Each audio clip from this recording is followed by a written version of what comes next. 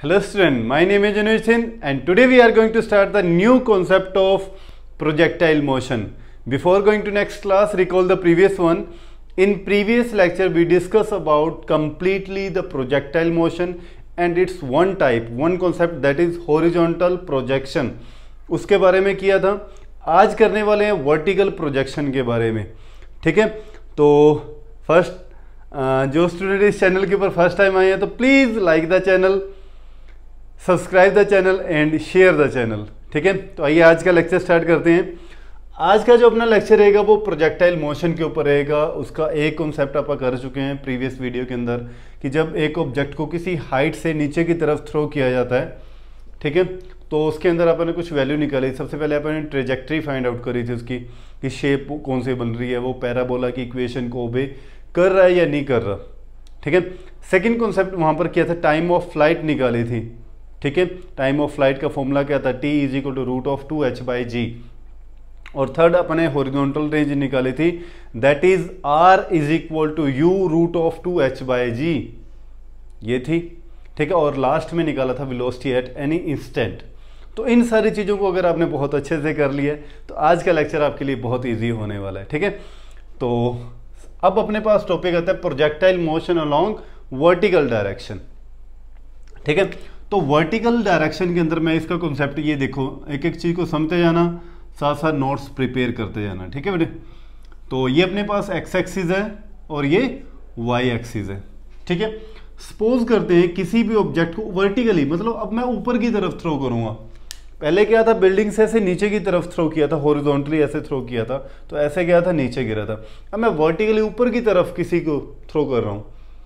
समझ में आई ये बात, वर्टिकली थ्रो. जैसे एक हंटर है, ठीक है, और ऊपर उसने शिकार करना है, पेड़ पे बैठी कोई चिड़िया को मारना है.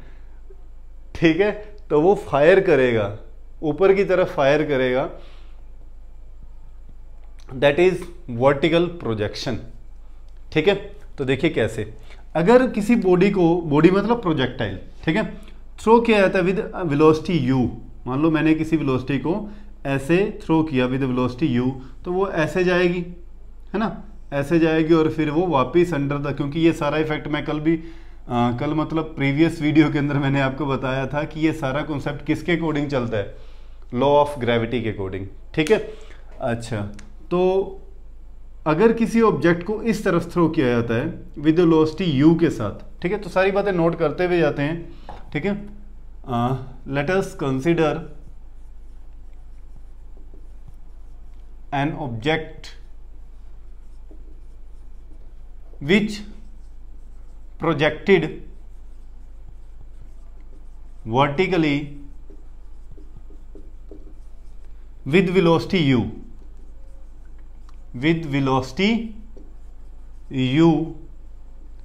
makes an angle theta with horizon. अगर वो होरिजोन के साथ क्या कर रहा है, ये एंगल कितना बना रहा है, थीटा बना रहा है. ठीक है, थीटा एंगल से आपने किसी चीज को ऊपर की तरफ थ्रो किया विद वेलोसिटी u. तो देखो यहां पर एक कॉन्सेप्ट समझना, जब भी u को इस वे के अंदर थ्रो करेंगे तो u को रिजोल्व करेंगे, इसके दो कंपोनेंट बनेंगे. समझ में आया, जब वो इस तरह से मूव करेगी तो उसकी एक्स एक्सिस के लॉन्ग भी वो मूव कर रही है और वाई एक्सिस के लॉन्ग भी मूव कर रही है. टू डायमेंशन मोशन तो ये होता है ना. अब जब इसको रिजोल्व करेंगे तो इसका एक्स एक्सिस की तरफ कंपोनेंट क्या बनेगा, u cos थीटा, और इसकी वेलोसिटी y एक्सिस के लॉन्ग क्या होगी, u sin थीटा. समझ गए ये बात. ठीक है, तो क्या लिखेंगे, when u resolve into, when the velocity u is resolve into two component, first component क्या बनेगा, u cos theta along x axis. समझ गए, और सेकंड क्या बनेगा, u sin theta along y axis. ठीक है, तो इस वे के अंदर आपको समझ में आ गया यहां तक. सबसे पहले क्या किया, एक ऑब्जेक्ट को थ्रो किया विद वेलोसिटी u, जो क्या कर रहा था, होरिजोन के साथ एंगल कितना बना रहा था, थीटा एंगल बना रहा था। ठीक है, तो इस वेलोसिटी को, क्योंकि ये एक्स एक्सिस के लॉन्ग भी चल रही है और वाई एक्सिस के अलॉन्ग भी चल रही है। तो जब u को रिजोल्व करेंगे तो इसके दो कंपोनेंट बनेंगे। बेस की तरफ हमेशा कौन सा कंपोनेंट बनता है, u cos थीटा, और परपेंडिकुलर कौन सा कंपोनेंट बनता है, u sin थीटा। ठीक है, अगर ये आपको पता नहीं है बेस की तरफ मैंने u cos थीटा या परपेंडिकुलर u sin थीटा क्यों लिया है, तो प्लीज पहले जाइए triangle law of vector addition और parallelogram law of vector addition के अंदर मैंने एक वीडियो बनाई है, उसके अंदर इस सारी चीज को मैंने क्लियर किया हुआ है। ठीक है, तो पहले जाइए वो देखिए, फिर आपको समझ में आ जाएगा कि मैंने बेस की तरफ u cos थीटा क्यों लिया है। ठीक है, अच्छा तो आगे देखिए क्या करना है अपने को। फिर से वही, अपने को देखने से तो पता चल ही रहा है कि ये जो शेप बन रही है ये पैराबोला की शेप बन रही है। ठीक है, और पैराबोला की इक्वेशन क्या होती थी, y is equal to A X square plus B X plus C. अगर ये इसका पाथ इस इक्वेशन को ओबे कर रहा है, इस इक्वेशन को ओबे कर रहा है, तो इट मीन्स उसका जो मोशन होगा वो प्रोजेक्टाइल मोशन होगा और उसकी जो ट्रेजेक्ट्री होगी वो पैराबोला की होगी। मैंने इसके ऊपर पहले भी आपको कल बताया था, अगर पैराबोलिक शेप बनती है तो वो प्रोजेक्टाइल मोशन होता है। ठीक है, तो सबसे पहले अपने को क्या प्रूव करना है कि उसकी जो ये शेप है ये पैराबोला की इस इक्वेशन को ओबे कर रही है या नहीं कर रही। देखने से तो पैराबोला लग रहा है, प्रूव भी कर देते हैं। तो सबसे पहले आपको क्या निकालना होता है, ट्रेजेक्ट्री। ट्रेजेक्ट्री का मतलब क्या होता है, पाथ। कौन सा पाथ, जिसके अंदर वो प्रोजेक्टाइल क्या कर रहा है, मूव कर रहा है, उस पाथ को बोला जाता है ट्रेजेक्ट्री। समझ गए। अच्छा, अब आप सपोज कर लेते हैं कि after time t the projectile reaches at point p point पे पहुंच गया वो।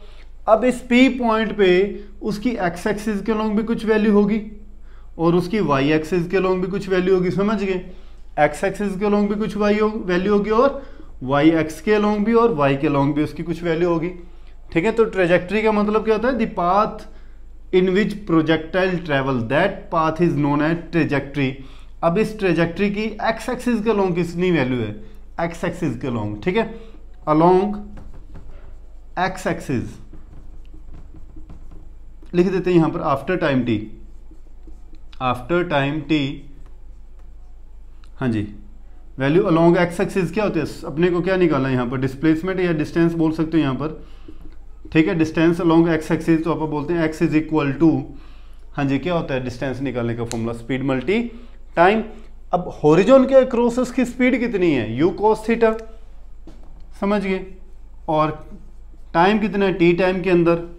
ठीक है, तो x इज इक्वल टू क्या आ गया कि t टाइम के अंदर उसने कितना डिस्टेंस ट्रेवल कर लिया, तो बोलेंगे x is equal to u cos theta into t, और यहां से t इज इक्वल टू क्या आ जाएगा, t is equal to x by u cos theta.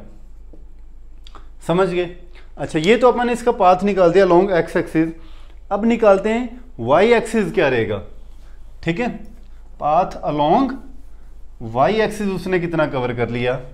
ठीक है, तो अलोंग y एक्सिस तो ये निकालते हैं by using second equation of motion, है ना। अगर आपने फर्स्ट लेक्चर अच्छे से देखा तो आपको पता चल गया होगा कौन सी इक्वेशन लगानी है, सेकंड इक्वेशन ऑफ मोशन। तो s इज इक्वल टू क्या होता है, ut plus half G T square, क्योंकि एक्सेलरेशन ड्यू टू ग्रेविटी हो रहा है ना यहाँ पर, तो g की वैल्यू को आपने क्या लेना है, नेगेटिव लेना है। समझ गए, क्योंकि आप ऊपर की तरफ जब भी किसी ऑब्जेक्ट को थ्रो करोगे तो g की वैल्यू हमेशा डाउनवर्ड डायरेक्शन में लगती है। तो g की वैल्यू को अकॉर्डिंग टू साइन कन्वेंशन क्या लेते हैं, माइनस कंसिडर करते हैं। ठीक है, तो s मतलब y एक्सिस के along, u initial velocity, y axis के अलॉन्ग उसकी इनिशियल वेलोसिटी कितनी है, u साइन थीटा। ठीक है, t की वैल्यू ये ऑलरेडी निकाल चुके हैं, x by u cos theta, minus, क्योंकि g की वैल्यू क्या है माइनस जी, तो ये प्लस माइनस क्या हो जाएगा, माइनस 1/2g, और t की वैल्यू कितनी है अपने पास, x by u cos theta whole square. समझ गए। अच्छा, इसको ओपन करते हैं, then y is equal to, हाँ जी u से u कैंसिल आउट हो गया, sine theta by cos theta क्या होता है, टेन थीटा, तो ये बन गया x ten theta minus 1/2g, square open किया तो x square by u square cos square theta. अगर मैं इसको थोड़ा सा रीअरेंज करूं तो इसको आप ऐसे लिख सकते हैं, X tan theta minus G by 2 U square cos square theta into X square. अब ये देखो बेटे यही तो बन रही है, X square plus B X plus C तो कांस्टेंट टर्म है, तो ये एक्स स्केयर वाली फॉर्म में बन रही है, A X square plus B X, A X square plus B X. समझ गए? तो ये इक्वेशन शो कर रही है, this equation shows that y is a quadratic function of x, quadratic function of x, and the trajectory is parabolic, and the trajectory is parabolic। समझ गए? Right कर लीजिए। फिर आते हैं नेक्स्ट कॉन्सेप्ट के ऊपर। तो अपन ने ये प्रूव कर दिया कि इसकी जो ट्रेजेक्ट्री, इसकी जो पाथ है वो कौन सी है, पैराबोलिक पाथ है। ठीक है, स्क्रीनशॉट ले लो बेटे। अब नेक्स्ट टॉपिक अपना आएगा, इसी के अंदर अपने को प्रूव करना है, सेकंड टाइम ऑफ फ्लाइट निकालते हैं। ठीक है, छोटी छोटी टर्म्स हैं, टाइम ऑफ फ्लाइट निकालना है अपने को यहाँ पर। ठीक है, मैक्सिमम हाइट कितनी कवर करता है वो। ठीक है, जब थीटा एंगल के साथ थ्रो किया जाता है, मैक्सिमम हाइट तक जाने में उसको टाइम कितना लगा ये भी अपने को कैलकुलेट करना है। मैक्सिमम हाइट से वापस आने में, इस पॉइंट तक आने में कितना टाइम लगा, तो एक एक चीज़ को समझते जाना। ठीक है, सबसे पहले निकाल लेते हैं कि वो मैक्सिमम हाइट कितनी उसने ट्रैवल करी। मैक्सिमम हाइट, ये वाली हाइट निकाल लेते हैं। ठीक है, मैक्सिमम हाइट कितनी ट्रैवल करी, इसको आप बोल देते हैं मैक्सिमम हाइट, HM से रिप्रेजेंट कर देते हैं। ठीक है, तो नंबर 1 ट्रेजेक्ट्री निकाली अपने, number 2 maximum height of projectile. ठीक है, मैक्सिमम हाइट कैसे निकालोगे आप, तो देखो इस पॉइंट पे जाके जब मैं इस ऑब्जेक्ट को ऊपर की तरफ थ्रो करूंगा, तो इस पॉइंट पे जाके उसकी क्या हो जाएगी, वेलोसिटी, फाइनल वेलोसिटी क्या हो जाएगी, 0 हो जाएगी, और वो नीचे गिरना क्या होगा, शुरू हो जाएगा। समझ में आई ये बात? नीचे गिरना क्या हो जाएगा, शुरू हो जाएगा। तो आप मैक्सिमम हाइट कैसे निकाल सकते हो? ठीक है, तो आप फर्स्ट इक्वेशन का यूज भी कर सकते हो, थर्ड इक्वेशन का यूज भी कर सकते हो, और सेकंड इक्वेशन ऑफ मोशन का भी यूज कर सकते हो। ठीक है, तो आप थर्ड इक्वेशन ऑफ मोशन कौन सी है, from v square minus u square is equal to 2as, ये अपने पास थी। v is the final velocity, तो फाइनल वेलोसिटी इस पॉइंट पे जाके क्या हो जाएगी, 0 हो जाएगी। u is the initial velocity, u की वैल्यू अपने पास पता है कितनी है, u की वैल्यू u साइन थीटा। समझ गए? a क्या होता है, acceleration due to gravity, g से होगा, कन्वर्ट होगा। तो ये सारी वैल्यू अगर यहाँ पुट करेंगे तो ये हो जाएगा 0 स्क्वायर माइनस, हाँ जी, u square sine square theta is equal to minus 2g s क्या होगा, मैक्सिमम हाइट, HM से इसको रिप्रेजेंट कर रहे हैं। ठीक है, तो ये आ जाएगा minus u square sine square theta is equal to minus 2g/HM। तो ये माइनस से माइनस क्या हो गया, कैंसल आउट हो गया। तो अपने पास HM मैक्सिमम हाइट कितनी आ गई, u square sine square theta by 2g। तो यहां तक इस प्रोजेक्टाइल ने मैक्सिमम हाइट कितनी ट्रेवल कर ली, तो ये u square sine square theta by 2g is the maximum height covered by the projectile when it throw with the velocity u and making an angle theta with the horizon। ठीक है, second thing यहां पर अपने को calculate करनी है कि इस मैक्सिमम हाइट तक जाने में उसको टाइम कितना लगा। मैक्सिमम हाइट तो अपने निकाल दी, अब टाइम निकालते हैं यहां पर कितना टाइम लगा। तो time to reach maximum height तक जाने में कितना टाइम लगा, और इसको बोलते हैं टाइम ऑफ असेंट। ठीक है, टाइम ऑफ असेंट, हाँ जी। तो टाइम ऑफ असेंट इसको बोल देते हैं मैक्सिमम टाइम, तो TM से रिप्रेजेंट कर देते हैं। ठीक है, इस पॉइंट तक जाने में, Q पॉइंट तक जाने में कितना टाइम लगा। ठीक है, O से लेके Q तक का टाइम ऑफ असेंट। ठीक है, तो by using first equation of motion,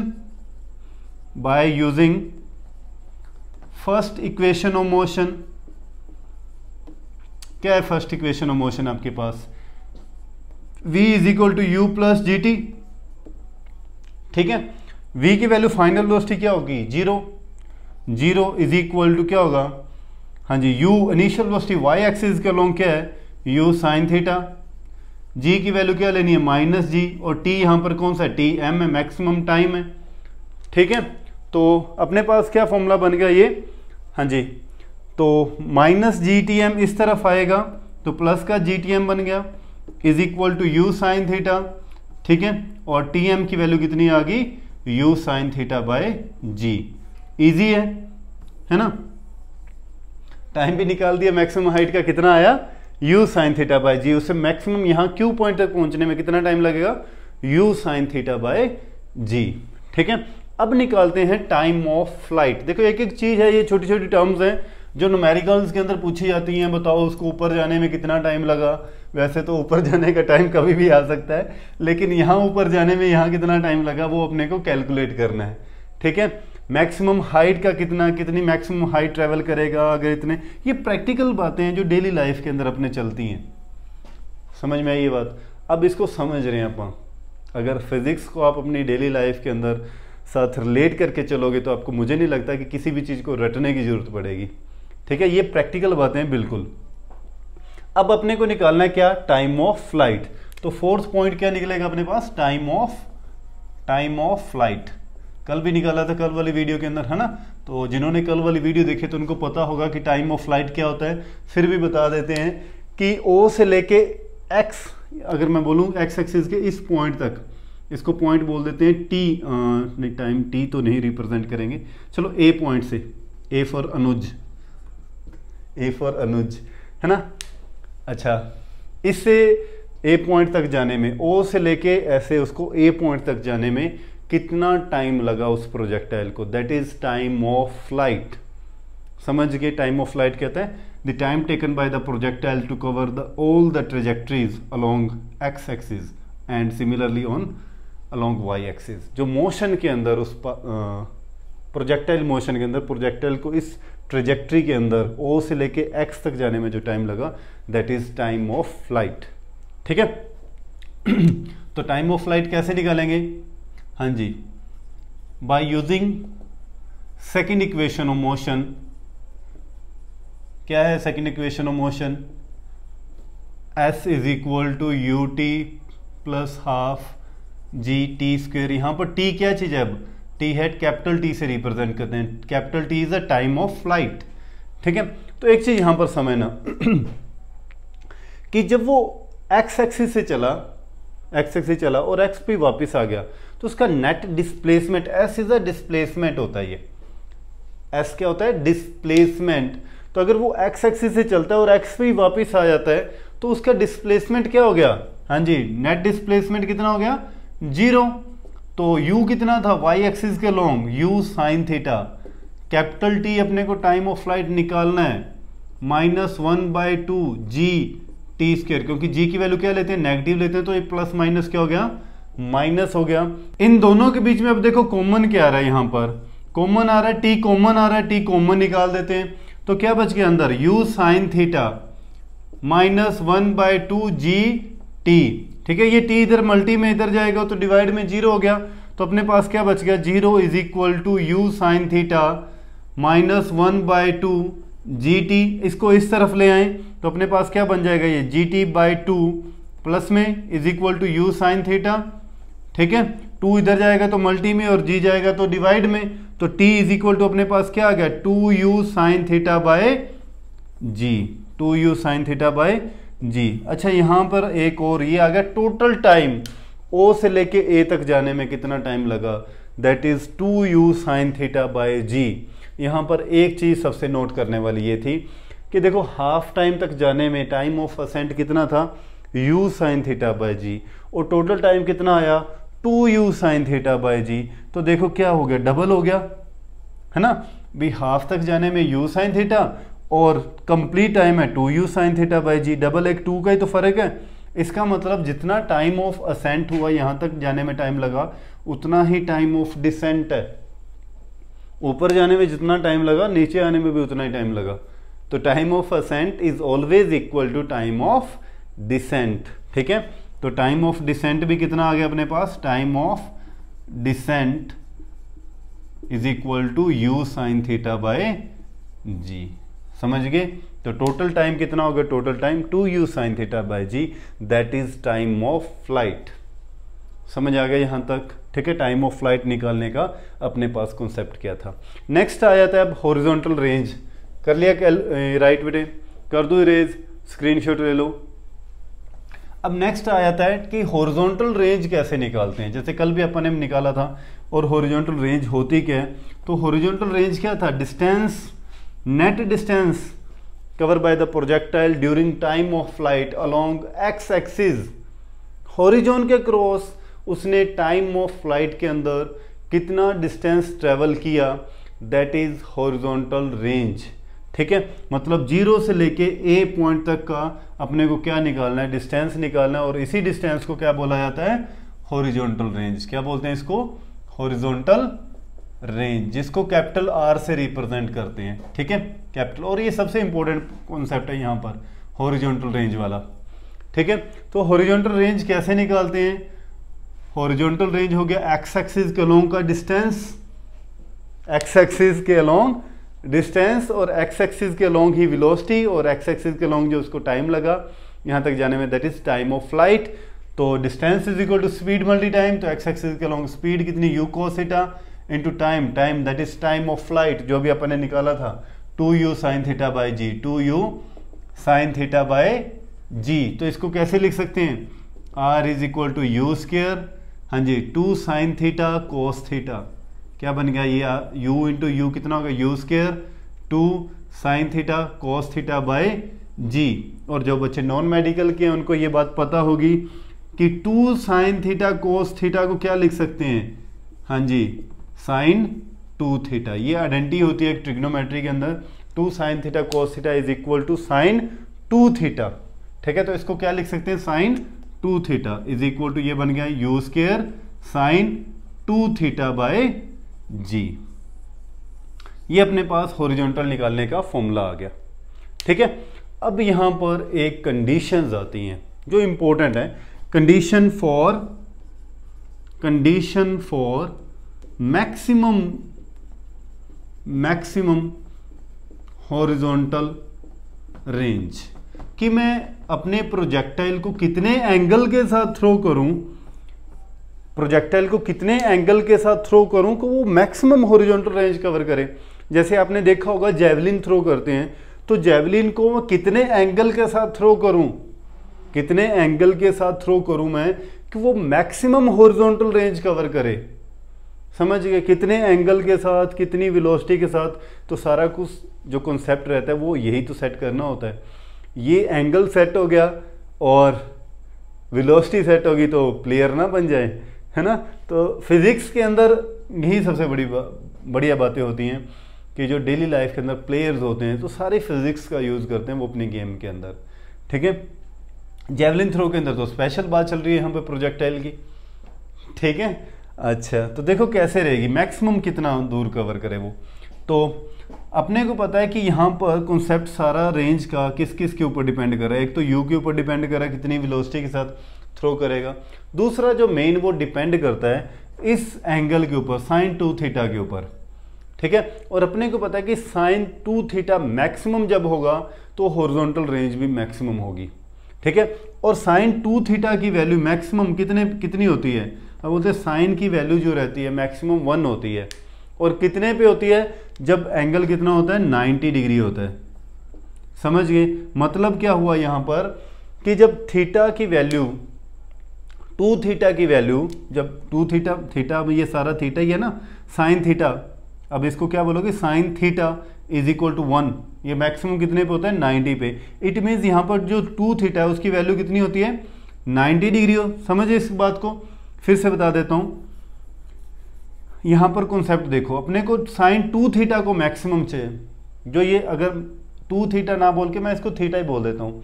ठीक है, कि ये साइन थीटा है, इसकी वैल्यू मुझे मैक्सिमम चाहिए। और अपने को पता है साइन थीटा की मैक्सिमम वैल्यू होती है 1। और ये कितने एंगल पे होती है? 90 डिग्री। मतलब जब ये थीटा कितना होता है? 90 डिग्री होता है, तो उस केस में जाके साइन की वैल्यू क्या हो जाएगी? मैक्सिमम हो जाएगी। तो थीटा की वैल्यू यहाँ से कितनी आ गई? 45 डिग्री। 2 से डिवाइड कर देंगे ना तो 45 डिग्री। मतलब जब ये एंगल 45 डिग्री के साथ थ्रो करेगा जेवलिन को, ठीक है, तब उस केस के अंदर वो मैक्सिमम हॉरिजॉन्टल रेंज ट्रेवल करेगा। तो ये ध्यान रखना, ठीक है। तो 45 degree is that angle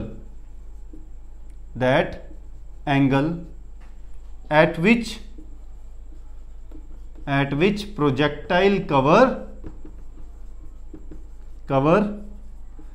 maximum horizontal range। ठीक है, कर लिया समझ? हाँ जी, आगे देखिए। अब एक चीज और आ जाती है इसके अंदर, ठीक है। तो फिर रेंज की वैल्यू क्या होगी? यहां पर अगर मैं 45 पुट कर देता हूं तो अपने पास रेंज की वैल्यू क्या आ जाएगी? R is equal to u square sine 90 हो जाएगा, अपॉन में क्या हो जाएगा? G। तो R is equal to sine 90 की वैल्यू 1, तो यू स्केयर बाय G। उस केस में जब 45 का एंगल होगा तो रेंज निकालने का फॉर्मूला अपने पास क्या बन जाएगा? You square by G। ठीक है, राइट कर लीजिए, फिर आगे चलते हैं। नेक्स्ट देखिए, इसी के अंदर वो पूछ लेता है कि मेरे पास दो ऑब्जेक्ट हैं सपोज, ठीक है। दो ऑब्जेक्ट को मैं कैसे थ्रो करूं, दोनों ऑब्जेक्ट को मैं कैसे थ्रो करूं कि उन दोनों की हॉरिजॉन्टल रेंज तो सेम हो, दोनों की हॉरिजॉन्टल रेंज सेम हो, बट दोनों एंगल जो मैं वर्टिकली थ्रो कर रहा हूं वो डिफरेंट एंगल है। ठीक है, तो देखिए कॉन्सेप्ट समझना। अगर थीटा एंगल के साथ मैंने थ्रो किया था तो मेरे पास हॉरिजॉन्टल रेंज कितनी आई थी? U square sine 2 theta by g, यही आई थी। ठीक है, अगर मैं इसको थीटा को रिप्लेस कर दूं by replacing theta two 90 minus theta से रिप्लेस कर दिया मैंने, ठीक है, तो अपने पास यहां पर वैल्यू क्या बन जाएगी? R is equal to u square r dash जो रिप्लेस करने में बनी 2, ये हो गया 90 माइनस थीटा बाय जी। ठीक है, तो then r dash is equal to u square sine 180 degree minus 2 theta by g, ये बनेगी ना। और साइन 180 माइनस 2 थीटा क्या होता है? साइन थीटा, है ना। साइन 180 माइनस थीटा क्या होता है? Sine theta. तो ये क्या बनेगी? वापिस आर की वैल्यू तो बन गई। तो इसका मतलब r is equal to r dash, r is equal to r dash. मतलब जितना आप एंगल अगर थीटा से थ्रो करोगे और या दूसरा प्रोजेक्टाइल जो आपने थ्रो करना है वो 90 माइनस थीटा के साथ थ्रो करोगे तो दोनों की रेंज जो रहेगी वो सेम रहेगी। देखो कैसे, अगर मेरे पास ये एक्स एक्सिस के लॉन्ग एक ऑब्जेक्ट को मैं थ्रो करता हूँ with an angle suppose 30 degree, 30 degree से मैंने इसको क्या कर दिया?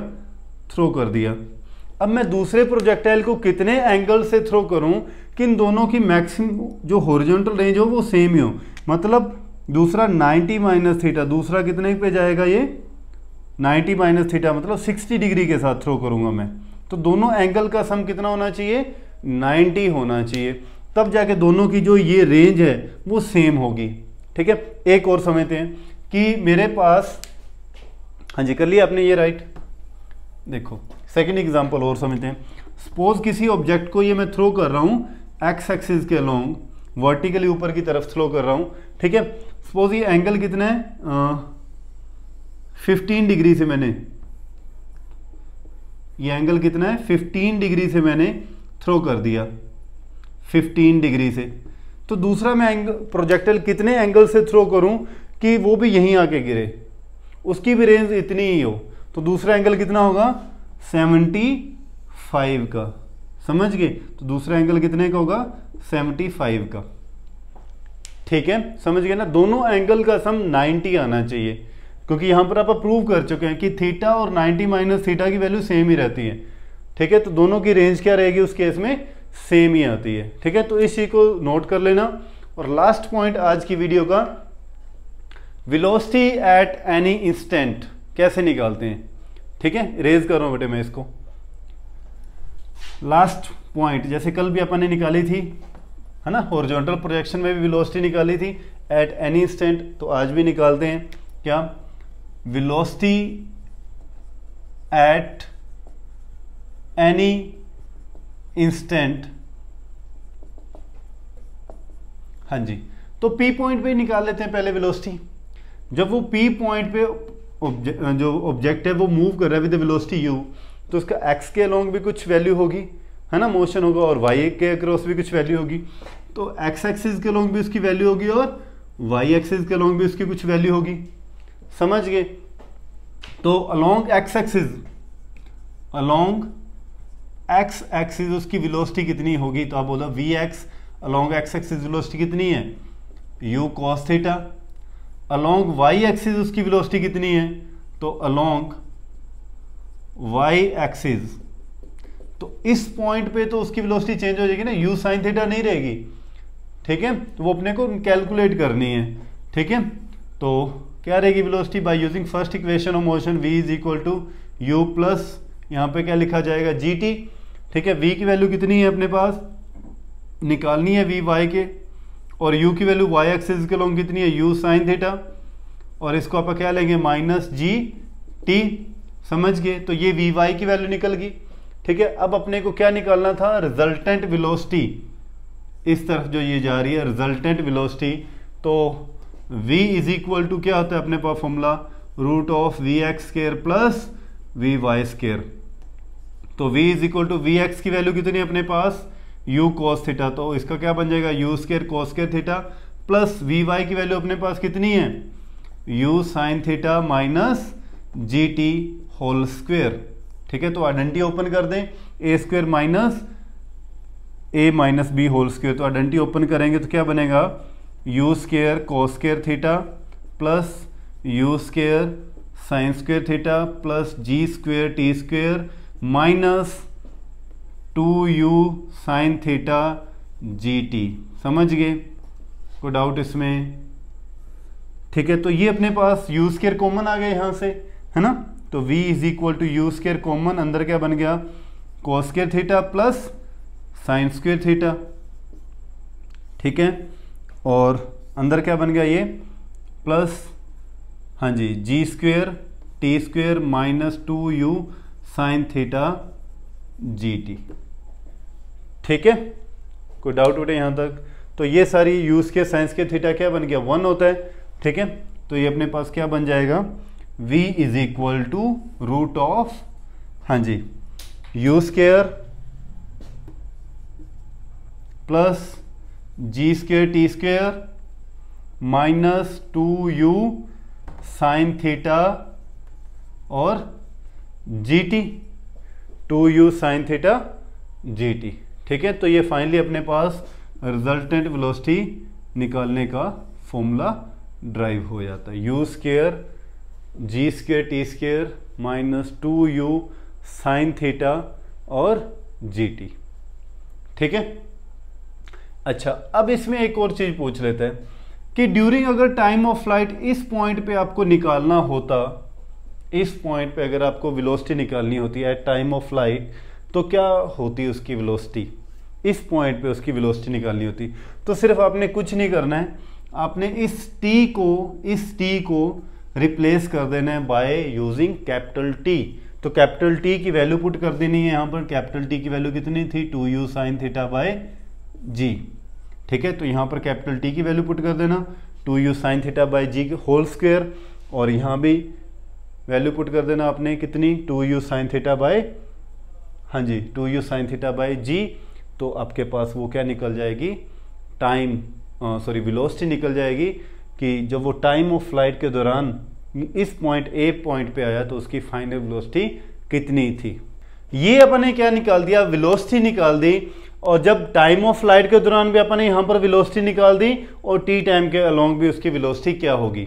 ठीक है, अगर सपोज कर लेते हैं ये एंगल बीटा बना रहा है इस केस के अंदर, तो tan बीटा की जैसे प्रीवियस लेक्चर के अंदर भी अपन निकाली थी tan बीटा की वैल्यू, डायरेक्शन निकालने के लिए इसका यूज किया जाता है। तो tan बीटा की वैल्यू क्या होगी? Perpendicular v y by base v x होगा। तो वी वाई की वैल्यू अपने पास कितनी है? U sine theta minus g t, तो u sine theta minus g t, और वी एक्स की वैल्यू अपने पास कितनी है? यू कोस थीटा, तो क्या आ गया? You cos theta. तो यहां से बीटा की वैल्यू निकालने का फॉर्मूला क्या हो गया? tan inverse u sine theta minus g T upon u cos theta. तो आई होप कि आपको ये समझ में आ गया होगा लेक्चर। और कोई भी प्रॉब्लम आती है आपको इस टॉपिक से रिलेटेड तो आप कमेंट बॉक्स के अंदर अपना कमेंट कीजिए वहाँ पर, और मैं कोशिश करूँगा कि आपकी सारी प्रॉब्लम सॉल्व करने की। ठीक है, तो थैंक यू सो मच, अपना ध्यान रखिए, घर पे रहिए, सुरक्षित रहिए। जय हिंद।